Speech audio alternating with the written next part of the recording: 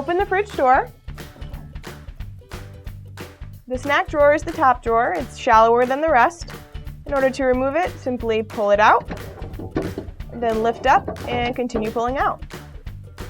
If your snack drawer is broken or cracked, you can buy a new one on our website. And you can replace your snack drawer by lining it up with the rails and pushing into place. And there we go.